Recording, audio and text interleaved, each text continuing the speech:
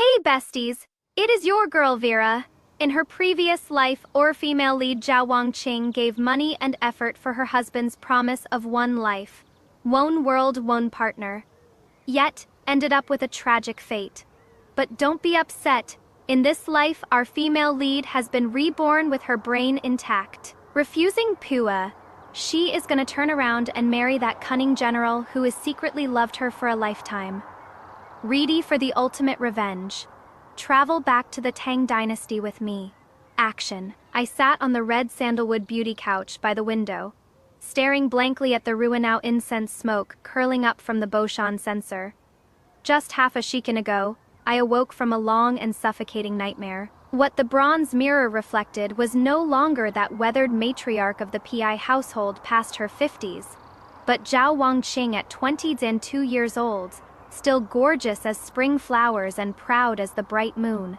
I've been reborn. In my previous life, as the eldest legitimate daughter of the Tang Dynasty's Minister of Rights, I married down to Pei Jingji, the new top scholar from humble origins. On our wedding night, he lifted my red veil and swore to heaven and earth that he would never take concubines in this life, promising me one life, one world, one partner. For this flimsy vow, he exhausted the Zhao family's connections to pave his way and used my dowry to fill the Pei family's deficits. Later, the imperial physician diagnosed me with cold constitution, difficult to conceive, to preserve his clean reputation of not taking concubines, and even more so to prevent him from having no heir. I gritted my teeth and elevated Sui Nuan, the most trusted senior maid by my side, to be his concubine. Sui Nuan lived up to expectations and gave birth to 3 sons in succession. I registered these 3 illegitimate sons under my name, treated them as my own, exhausted my heart and soul to invite great scholars for them, and paved a splendid future for them. But what did I get in return in the end? After Pei Jingji was appointed prime minister, he roared at me while drunk.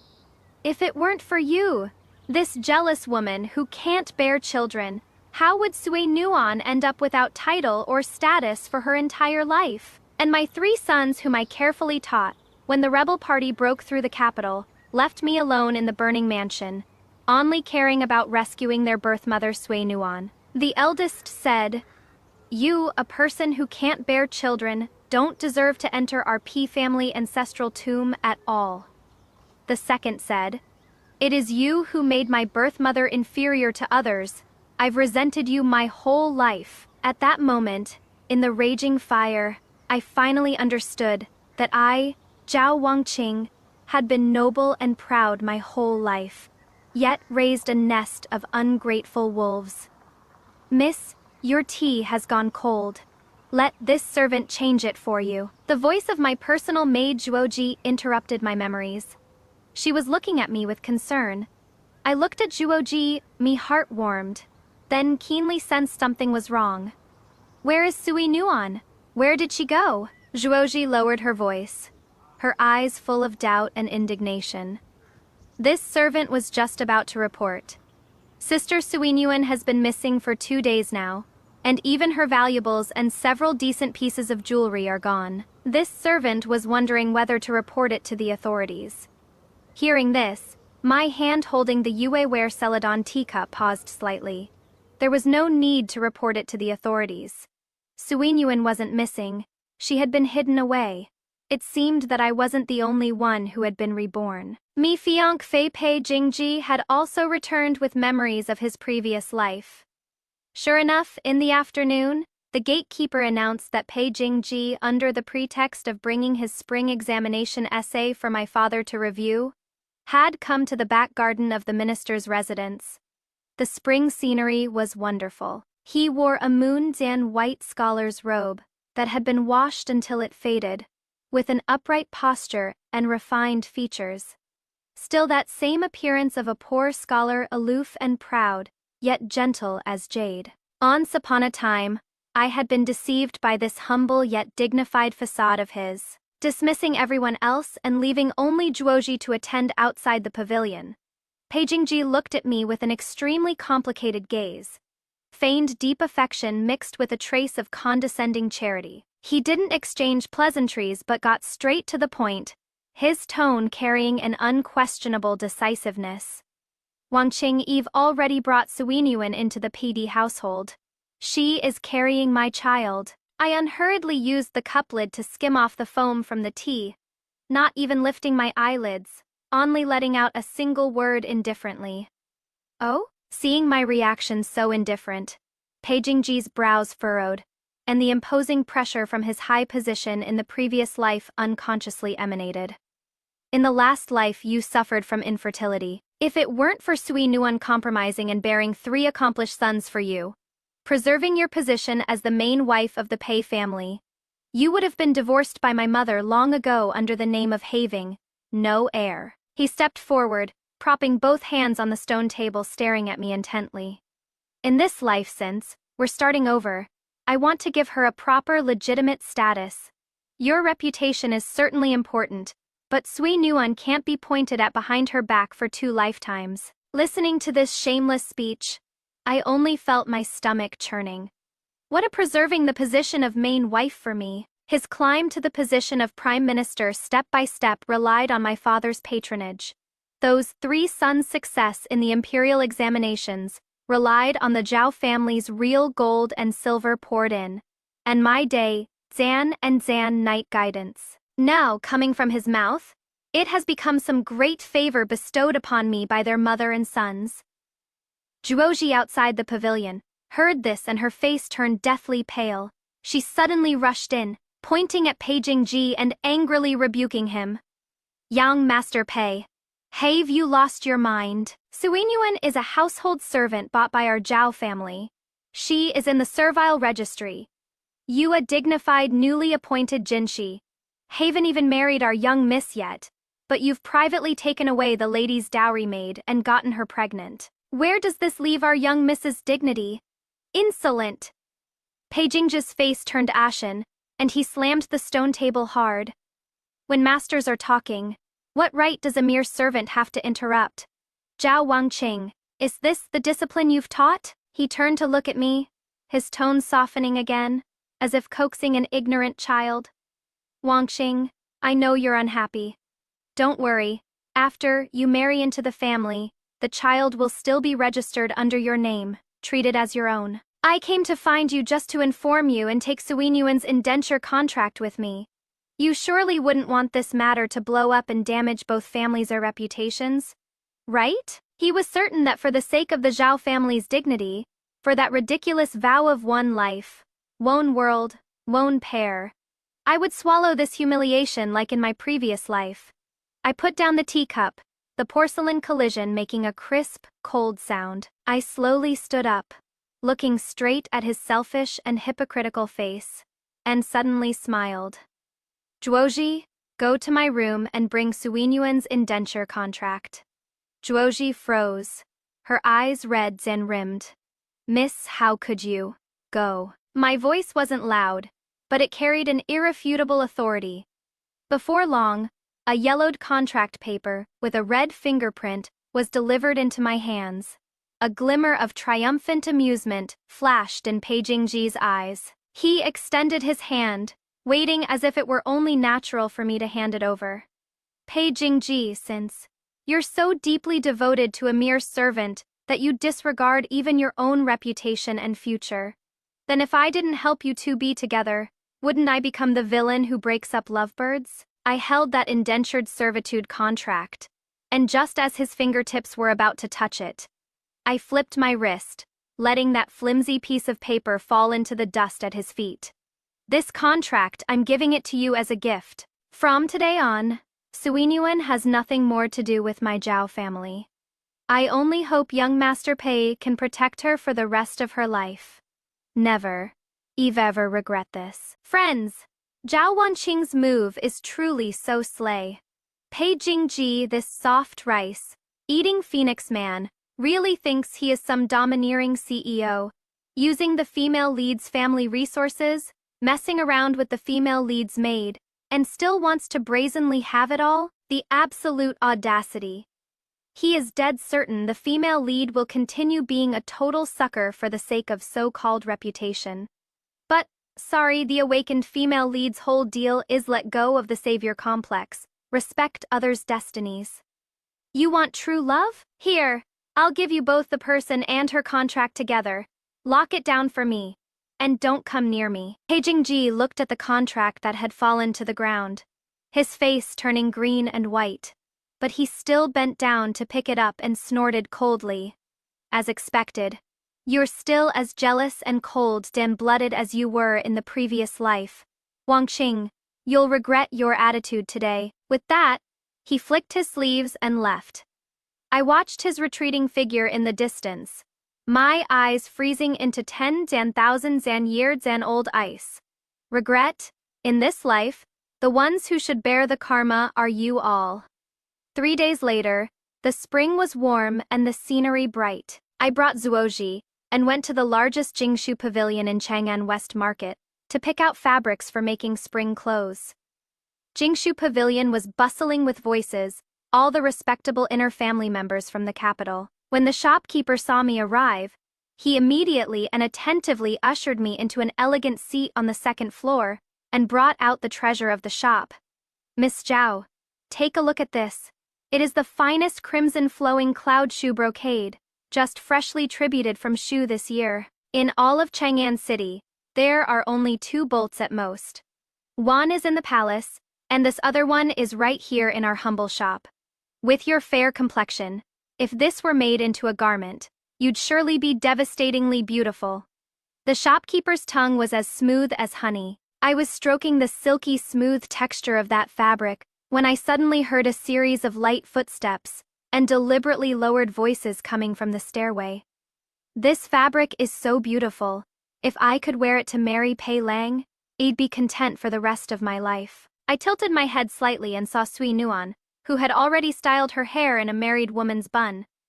Today she wore a plain pink baize with no makeup, making her appear all the more pitiable and delicate, like a willow swaying in the wind. Following behind her was none other than Pei Jingji's wet nurse, Old Lady Wang.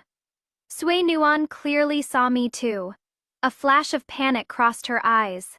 Then she immediately put on a terrified and anxious expression, quickly walked up to me, and was about to drop to her knees with a thud. This servant greets Miss.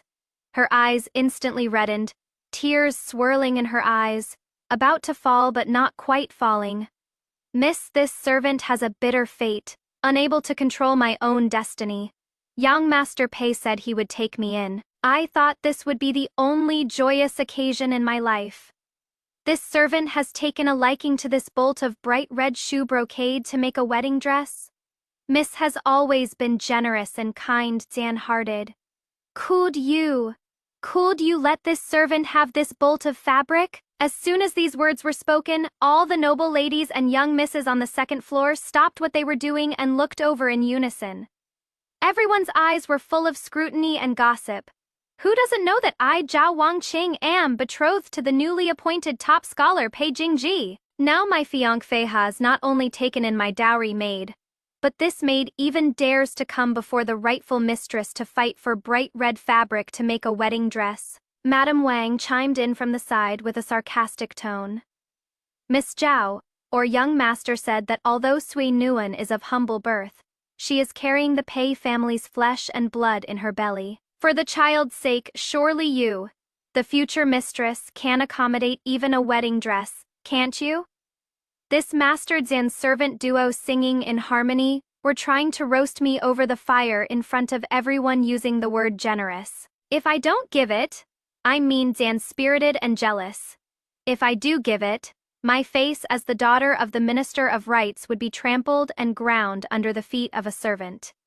I sat on the Huangguali wood chair, not reaching out to help her at all. I picked up my teacup, took a light sip, and swept my gaze coldly over them. Shopkeeper, let me ask you, according to the laws of the Great Tang, how is the crime of exceeding one's rank in dress determined? My voice was crisp and clear, each word resounding. The shopkeeper was a perceptive person.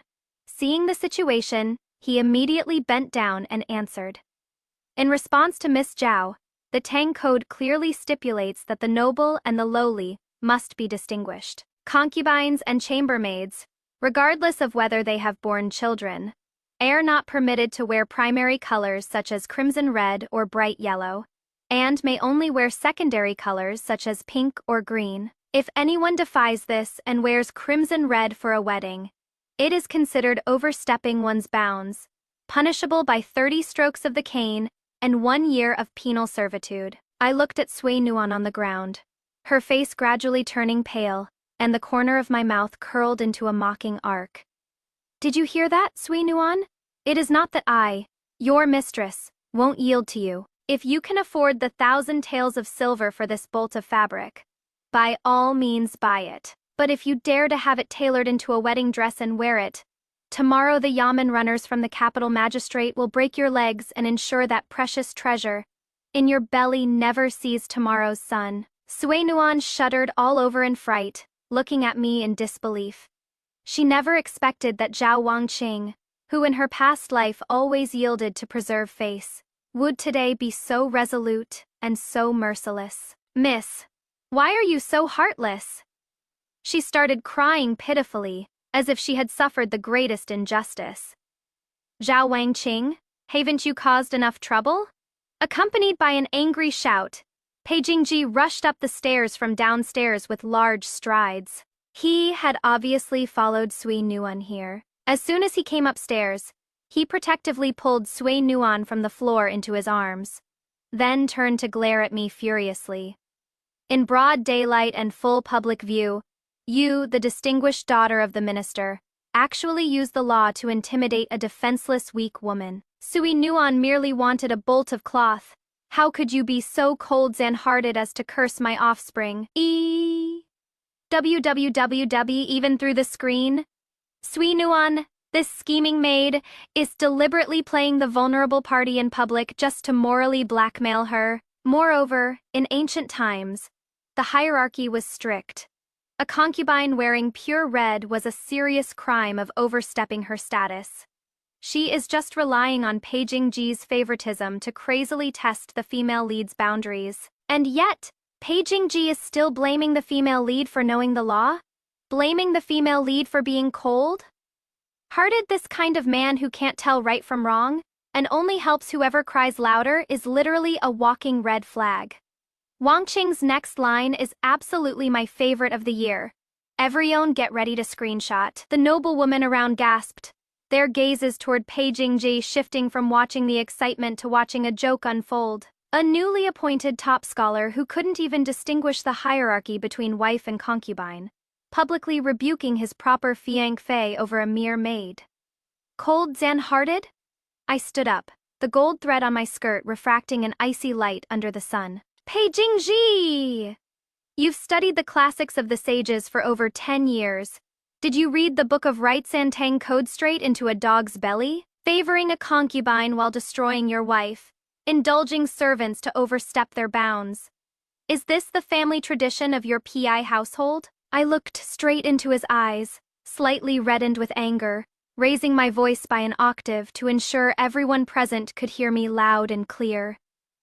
Since young Master Pei thinks that I, Zhao Wangqing, am cold and blooded and cannot tolerate your pure and flawless little flower of understanding, then this marriage, let's just call it off. Pei Jingji froze. He thought I was just trying to manipulate him and blurted out. Zhao Wangqing, stop trying to scare me with breaking off the engagement. You think if you break off this engagement, you'll be able to find someone better than me. Shuoshi, let's return home. I couldn't be bothered to listen to his nonsense and cut him off directly. I walked to the staircase, looked down from my elevated position, and gave those two one final glance. My voice booming and resolute. Ladies and madams present, bear witness. Today, it is we, the Zhao family, who no longer want him, Pei Jingji. From this day forward, marriages are our own affairs.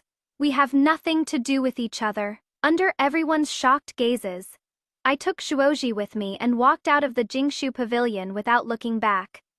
Getting into the Zhao family's carriage, behind me, Pei Jingji's exasperated cursing could faintly be heard. but I only felt my breathing was smoother than ever before. Returning to the Zhao residence, I told my parents about breaking off the engagement exactly as it happened. I thought I would be scolded.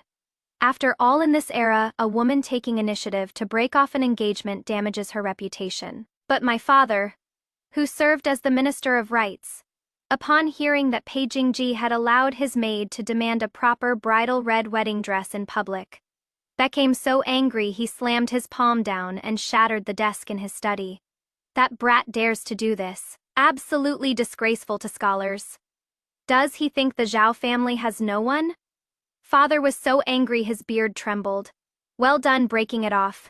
Wangqing, you did the right thing. This kind of person who doesn't know propriety and is ungrateful and hypocritical, even if he becomes a marquis or minister in the future, he would never be a good match. Mother held me even tighter in her arms, her heart aching as tears streamed down.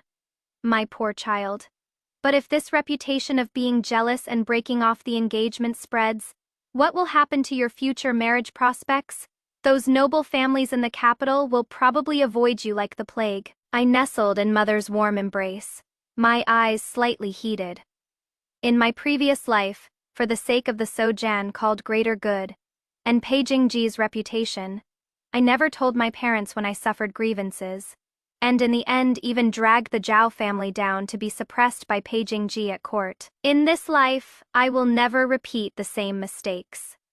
I lifted my head, wiped away my tears, my gaze firm as the stars. Father, Mother, your daughter already has an excellent candidate in mind. His family upbringing is strict.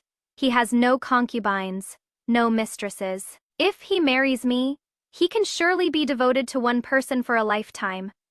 Father was stunned. There is actually such a fine young man in the capital. Which family's son is he?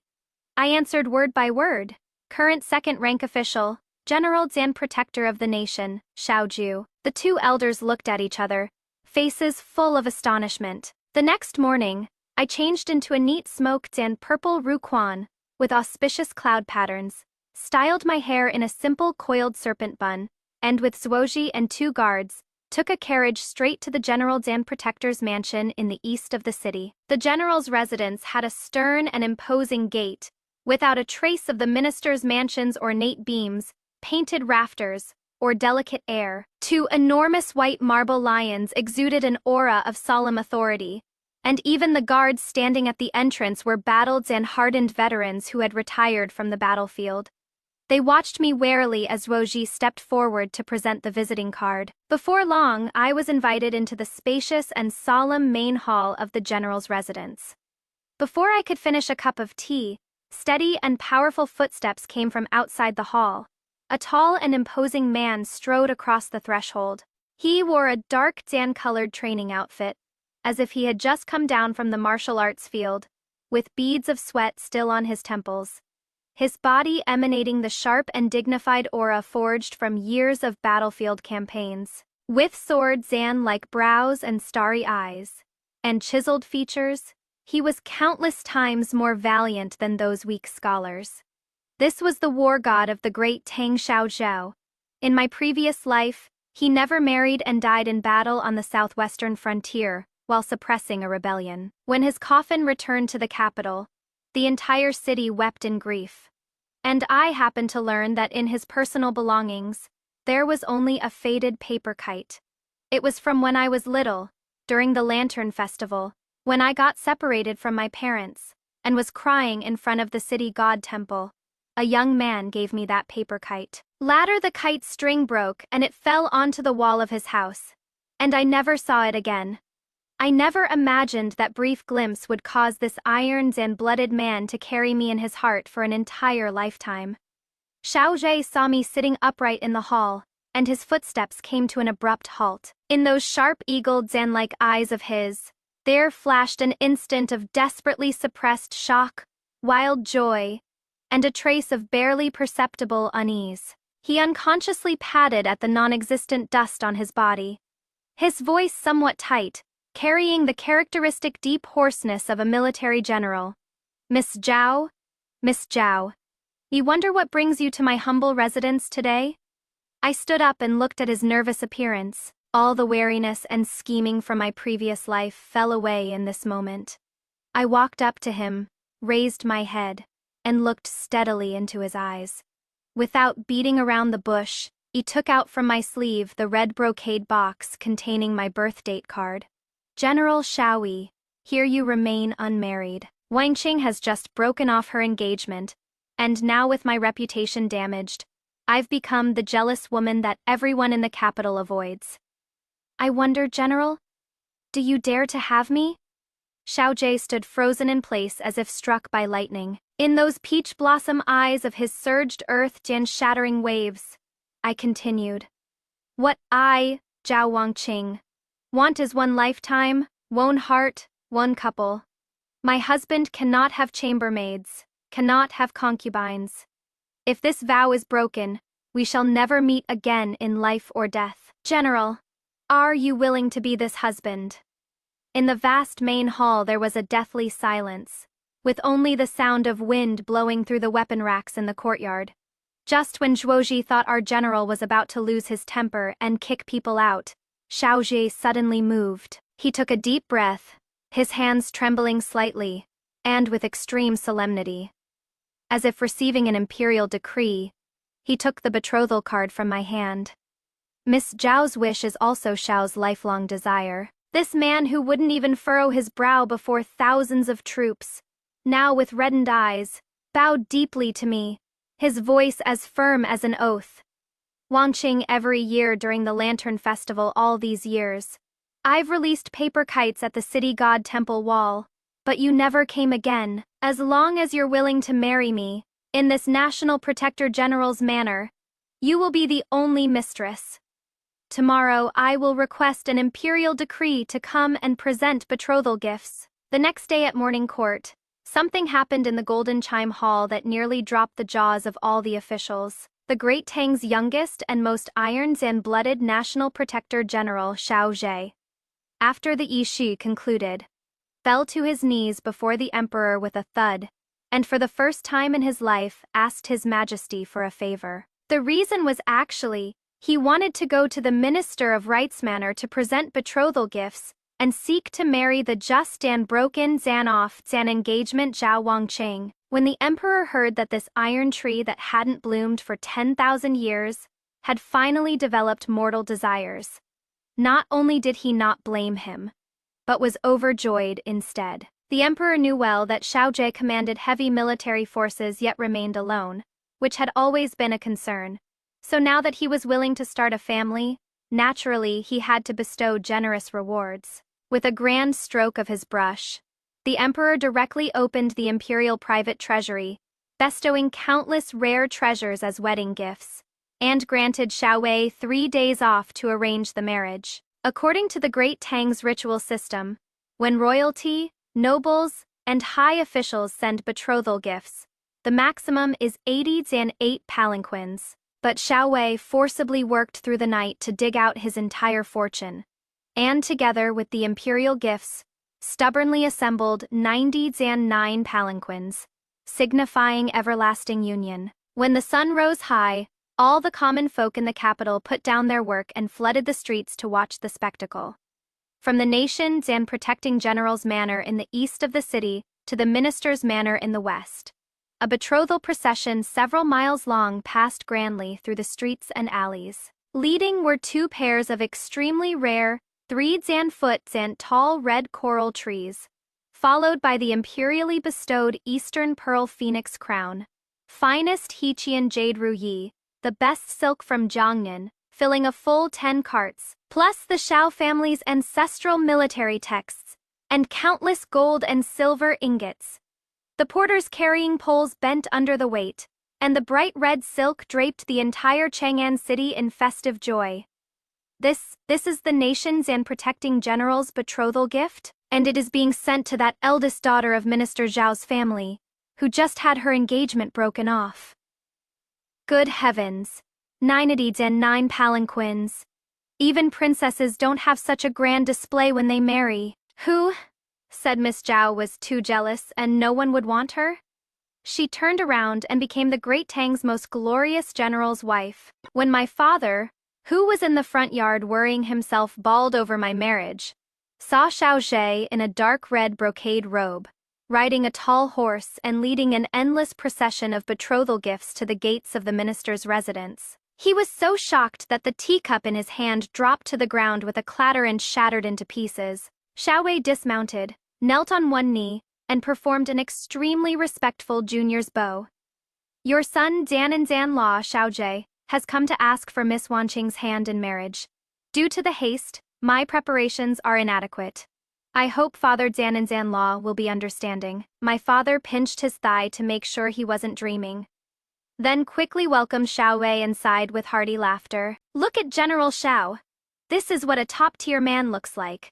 It is not about just running your mouth making empty vows, but real gold and silver, a proper marriage proposal, using actual actions to give you the greatest sense of security. Ungrateful bastards like Pei Jingji only know how to demand women sacrifice themselves for his success. But someone who truly loves you will give everything just to cherish you in the palm of his hand. Pei Jingji is still there impotently raging, not realizing he doesn't even qualify to be a jumping clown anymore. This face slapping is extremely satisfying, and this heaven's end sent wealth and prestige was like an incredibly resounding slap, viciously striking the face of Pei Jingji, who was currently hiding behind the crowd with a face as pale as paper. He had just caused public criticism across the court and country for marrying Sui Nuan, a maid of slave status, to the point where even his colleagues were unwilling to visit. He thought that after I broke off the engagement, I would become the laughingstock of the capital, unable to marry for life, and would have no choice but to come back and beg him to take me in. But the scene before his eyes completely shattered his pitiful and ridiculous pride. Pei Jingji's eyes turned red with jealousy, his mind in complete chaos. He actually rushed out of the crowd recklessly, blocked the side alley of the minister's manor, and shouted at me as I was just seeing guests out from the manor. Zhao Wanqing! You shameless woman! What tricks did you use to bewitch Xiao Zhao? He is just a military brute who only knows how to fight. A man who licks blood off his blade. Do you think those imperially bestowed gifts are easy to accept?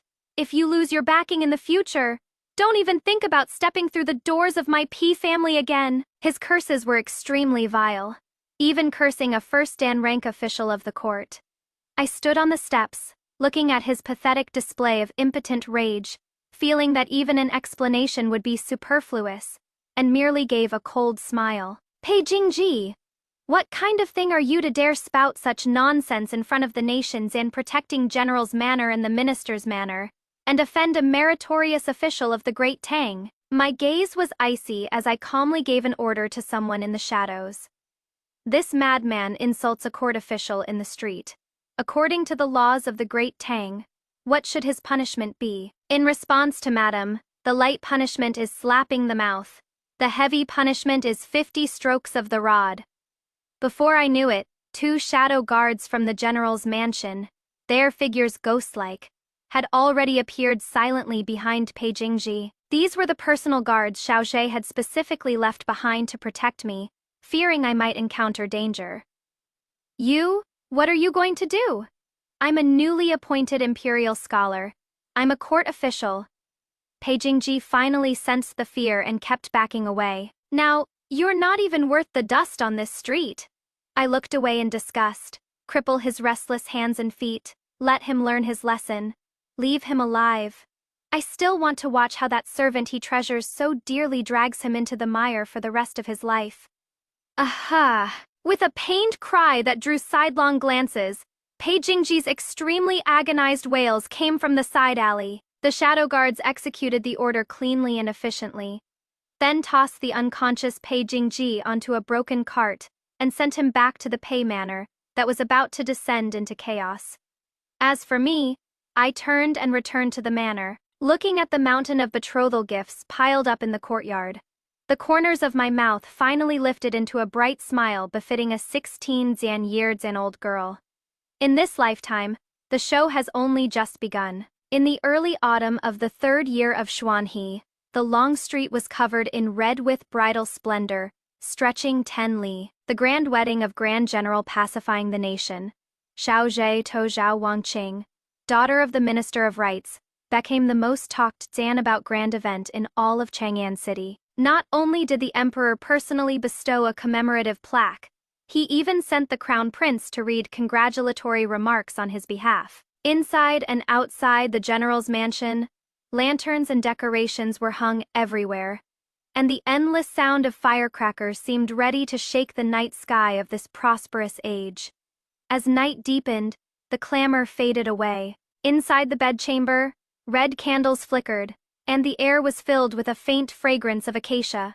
I sat upright on the carved wooden bed, the heavy 9-zan-tailed phoenix crown atop my head, hands folded on my knees, listening to those steady footsteps approaching step by step. Xiao Ji used a steelyard wrapped in red silk to gently lift my red bridal veil. When my vision readjusted to the light, what came into view was Xiao Ji's incomparably handsome face, nose slightly flushed from nervousness. His fingertips, calloused from years of gripping a sword, traced my cheek with utmost care as if touching a fragile treasure of priceless rarity. Wangqing.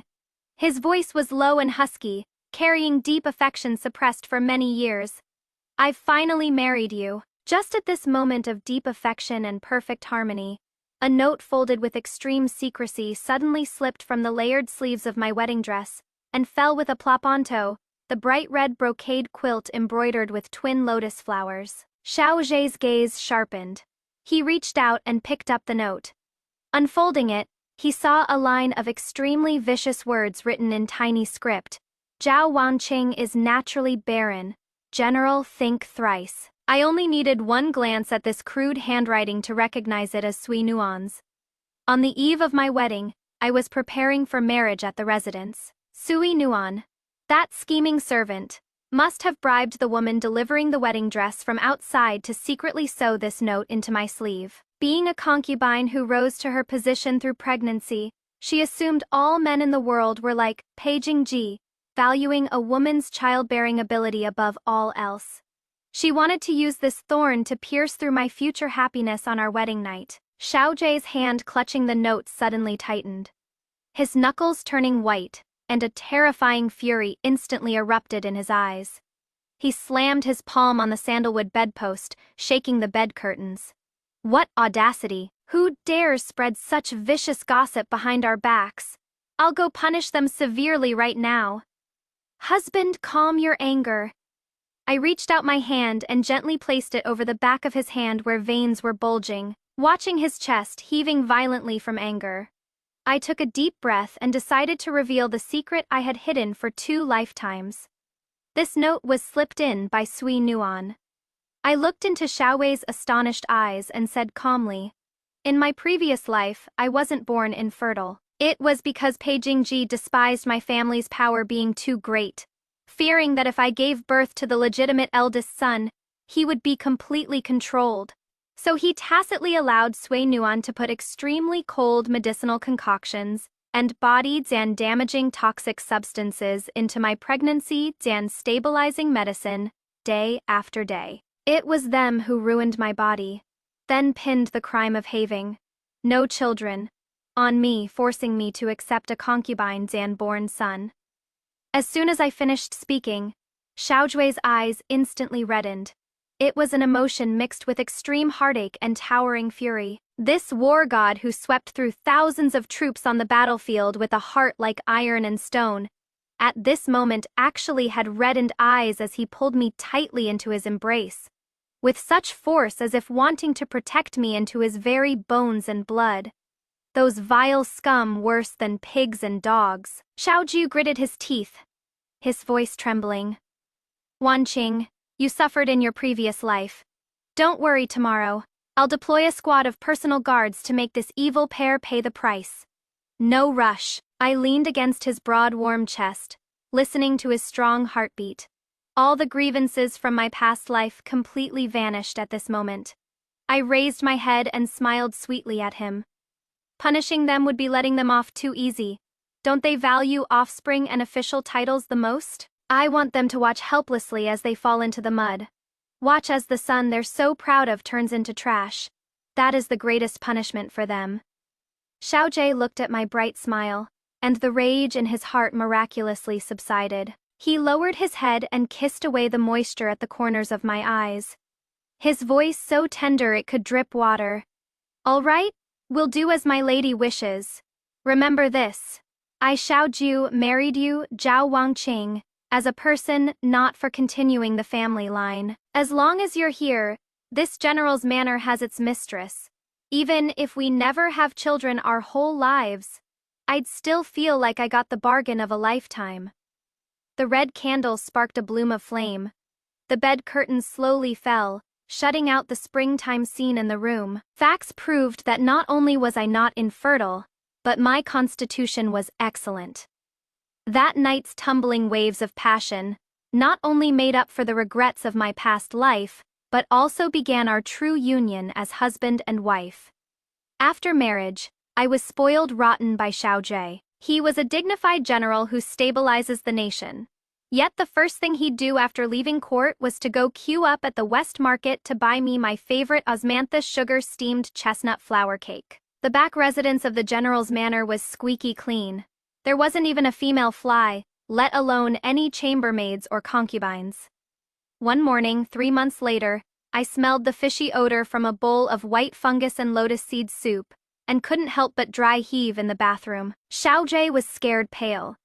He didn't even go to morning court, and directly used the general who stabilizes the nation's gold medallion to summon the head of the Imperial Medical Academy from his bed to the general's manor. The old director with white hair and beard placed his fingers on my pulse. After a long moment, his originally cloudy eyes suddenly widened, and he stroked his beard with delighted laughter. Congratulations, General, felicitations, Princess. The princess's pulse is like pearls falling on a jade plate, smooth and flowing, and both left and right hands show a slippery pulse. This is the joyous pulse of twins.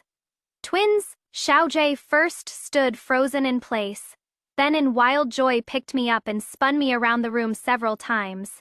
If the old director hadn't exclaimed from the side no vigorous shaking, he probably would have rushed straight into the courtyard to practice a set of boxing to vent the excitement in his heart. The news that the wife of the general who stabilizes the nation was pregnant with twins grew wings, and flew all over the entire city of Chang'an. And this news became the last straw that broke Pei Jingji's already precarious nerves. At this time, the Pei family had long been in decline.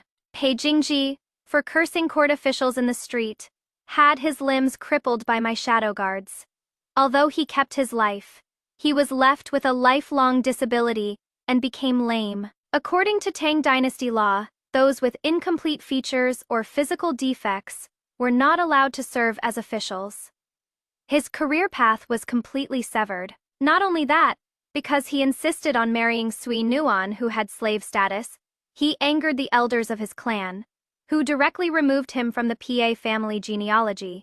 He lost his stipend and could only survive by selling off ancestral property and Sui Nuan's remaining jewelry. The day I learned of my pregnancy, fine snow was falling from the sky.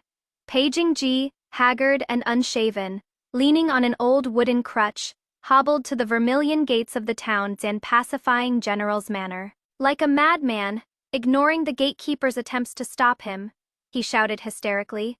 Impossible! It is fake! All fake! Zhao Wangqing can't bear children, that is a fake belly. Xiao Ju, you're a great general yet. You dare to collude with the Imperial Medical Academy to deceive His Majesty. I'm going to beat the Denguin drum and report you all. Just then, several imperial physicians from the Imperial Medical Bureau came out of the estate, after preparing the fetus and stabilizing medicine. Hearing Pei Jingji's wild claims, the old physicians were so angry their beards bristled. What kind of ignorant fool are you? This old man has practiced medicine for 40 years.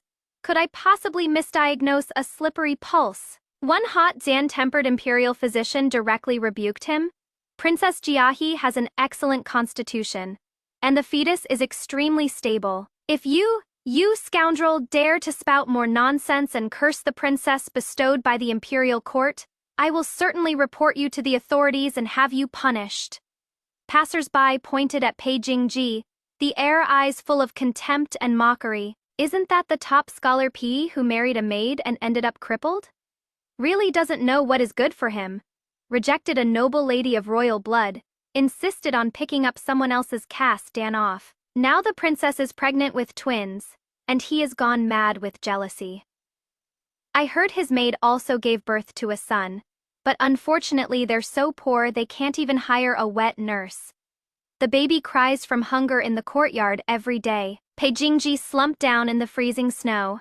His crutch rolled to the side. He stared blankly at the hides and hanging plaque of the general's estate, at the servants going in and out with faces full of joy, as an unprecedented heart-wrenching regret gnawed at his internal organs like poison. It turned out that Zhao Wangqing was never infertile at all. In his previous life, he had personally destroyed his wife's body with his own hands, and destroyed the heavens and sent wealth and honor that could have been his for the taking. If he hadn't courted death, the prime minister who is now fawned upon by all officials, possessing a devastatingly beautiful wife and twin legitimate sons, that should have been him. Aha! Peijingji let out a long, despairing howl toward the sky, suddenly spraying a mouthful of fresh blood onto the pure white snow. His eyes went dark, and he completely lost consciousness. Unable to survive in Chang'an City any longer, after regaining consciousness, Peijingji could only take Sui Nuan, who was heavily pregnant and complained daily, and hastily sold their residence overnight. Like a homeless dog, he fled the capital and went to the remote southwest. Time flies like an arrow, and the years pass like a shuttle. In the blink of an eye, 6 years had passed. During these 6 years, I successfully gave birth to twin baby boys for Xiaozhe. Although Xiaowei would say disdainfully, "These 2 stinky boys can only be thrown into the military camp to toughen up." Every night he would secretly sneak into the nursery and grin foolishly while watching his 2 sons. Later, unable to bear watching him longingly gaze at other people's daughters, I braved another pregnancy and gave birth to twin daughters for him.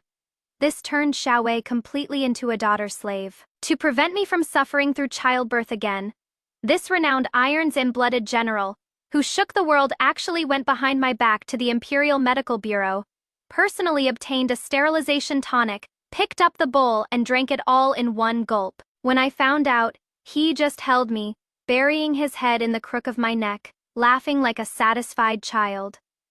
Wanqing 2 sons and 2 daughters, my life as Xiaowei is complete. If I were to let you suffer the pain of childbirth again, I wouldn't deserve to be your husband. Meanwhile, Peijingji and Sui Nuan, far away at the southwestern border, we're living days like being trapped in a quagmire. Sui Nuan, just like in her previous life, gave birth to 3 sons for Peijingji in succession. But in this life, without the endless financial support from the minister's manor, without the great scholars and famous teachers I had hired at great expense, those 3 sons they pinned their hopes on to bring glory to the ancestors. In the future grew up mingling with thugs and hooligans in the streets and alleys of the Southwest. The eldest son became a gambler addicted to gambling.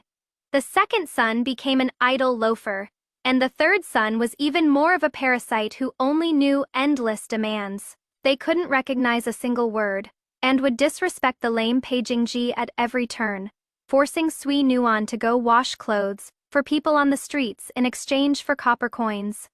Under the torment of poverty and despair, Peijingji's mind became completely twisted. He blamed all his miserable circumstances on me and Xiaozhui. Using his memories from his previous life as chief minister, he secretly sought out the prince who was lying low in the southwest plotting rebellion. Prince Fu. Peijingji presented the court's grain supply and defense maps from his previous life, along with the locations of several hidden iron mines, as his pledge of allegiance, transforming himself into a sinister and cunning strategist under Prince Fu's command. He thought that as long as he helped Prince Fu breach Chang'an City, he could trample Xiaowei underfoot and snatch me, who was high above, back into his dark and moldy rear household. In the 9th year of Xuanhe, Prince Fu officially staged a rebellion under the banner of purging the court. War raged across the southwest. Within Chang'an City, the court and the public were shaken. Xiaoshui donned his armor and led the expedition as commander. On the night before his departure, I pulled him into the study and retrieved from a hidden compartment a distribution map of rebel army grain supplies and secret outposts in the southwests that I had painstakingly transcribed and drawn over 3 months based on my memories from my previous life. Husband, I stuffed the map into his armor, my gaze resolute. Paging Ji is also a rebirth person. He will definitely use the court's defense arrangements he knew from his previous life to scheme against you. But the few fatal weaknesses on this map are confidential information he never knew even before his death. In this battle, I want you not only to win, but to win devastatingly. Xiaozhe looked at me deeply, solemnly placed the map against his chest, cupped my face, and pressed down an extremely heavy kiss. Wait for me to return. Next month is our daughter's birthday. I still need to make her a kite. This brutal war that originally lasted a full 3 years in my previous life came to an end in just 3 months, with an absolutely crushing victory, thanks to the trump card I provided. Xiaozhe's black armored army descended like divine soldiers from heaven, wiping out the Fu Prince's granaries overnight. His 100,000 strong army collapsed into complete disarray. The Fu Prince killed himself at the battlefield. Meanwhile, amidst the chaos, Pei Jingji, who attempted to disguise himself as a woman and escape overseas to some immortal island on a merchant ship, had his other leg crippled by Xiaozhui's hidden guards, and was captured in a wretched state to be escorted back to the capital. In late autumn in Chang'an, the sky was high, and the clouds were sparse. The triumphant army marched through Vermilion Bird Avenue as the common people lined the streets, cheering. Over 10 prison carts carrying the traitorous criminals, under escort by the Qianinu guards, slowly made their way through the long street. I wore an exquisite palace gown befitting a first-Jan-rank imperial princess, holding the hands of 4 adorable, exceptionally dignified children, standing on the highest floor of the tallest wine house overlooking the river in the capital. Xiaowei had just reported back to the emperor and removed his armor. Without even having time to change out of his court attire, he hurried upstairs, naturally took our most clingy youngest daughter from my arms, and stood shoulder to shoulder with me. Below, in the first prison cart, Pei Jingji, disheveled, haggard with both hands and feet bound by heavy iron shackles, seemed to sense something and lifted his head with difficulty. Through the upturned eaves of the winehouse, he saw me. At this moment, my face hasn't aged. I'm still as radiant and breathtakingly beautiful as I was at 20 Jan2. By my side is the peerless war god who holds power over the court, yet shows tenderness only to me. At my knees are lively, healthy children destined for limitless futures. A gentle breeze blows past, and Xiaowei tenderly tucks a strand of loose hair behind my ear. The image of our family of 6 in the sunlight pierces Pei Jingxi's eyes with pain. In that instant, the extreme disparity, the irretrievable regret, and the hatred for his own foolishness, like a dull blade, shred Pei Jingxi's heart to pieces. He finally understands that he could have had all of this. It was he himself who smashed the pearl that was enshrined in the altar, only to pick up a piece of rotting, stinking wood. Ah! Wangqing! I was wrong! Pei Jingji lets out a death-dan-like, miserable wail from inside the prison cart. He desperately slams his head against the hard wooden bars until the escorting soldiers, finding him inauspicious, knock him unconscious with a club. The conclusion of this upheaval received the most just and most severe judgment under the laws of the Great Tang. As a military strategist for the rebel army, Pei Jingji's crime is unforgivable. However, the emperor's grace is vast, mindful of heaven's virtue of cherishing life. His death sentence is commuted. He was sentenced to deprivation of his ancestral registration, face tattooing, and exile to the miasma Zan-ridden lands south of the mountains, where he would spend his life quarrying iron and stone in deep mountains infested with venomous creatures until death. That top scholar who once prided himself on his integrity and dreamed of wielding power over the realm, spent the rest of his life dragging his broken body through the mud, enduring brutal punishment from overseers, until he drew his last breath in bitter cold and agony. As for Sui Nuan and her 3 sons she was so proud of, as family members of a traitor, they were legally confiscated as government slaves according to law. Sui Nuan was exiled to the laundry bureau of the Jiaofang, in the harshest northern frontier of the Tang dynasty. There was no tender affection, no fine clothes or delicacies. Every day she had to wash hundreds and thousands of sweat, Dan reeking soldiers' armor in bone, Dan chilling well water covered with ice shards. If she failed to wash them clean, she would be punished by the matron in charge. Her hands quickly festered and became covered in sores, causing unbearable pain.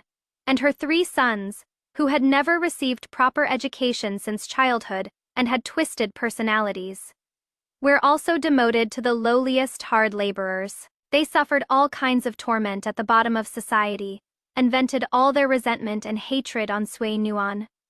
Not only did they refuse to support her, but they would often go to the laundry bureau to snatch away Sui Nuan's pitiful few coins for rations, and would rough her up at the drop of a hat. In the coldness and torment from her biological son, Sui Nuan often reminisced about her previous life as a maid in the Zhao Manor, where she had food and clothing without worry, and was served by others. She ultimately met her end on a winter night of howling wind and snow, when her own son snatched away her only tattered cotton quilt, and she closed her eyes forever in the bitter cold. And the life that belongs to me had just begun to unfold its most beautiful scroll. On the Lantern Festival of the 10th year of Xuanhe, Chang'an City was ablaze with lights like fiery trees and silver flowers, bustling with voices. Xiao Jie didn't ride a horse, nor did he bring guards. He wore a low Zan Qi Chaunfu with subtle patterns, holding our sleeping little daughter in his left arm, tightly grasping my hand with his right, weaving through the bustling lantern market. Ahead, 3 older children were excitedly chasing after the acrobatic troops. We arrived in front of the city god temple. In the night sky, countless paper kites rode the wind toward the bright moon.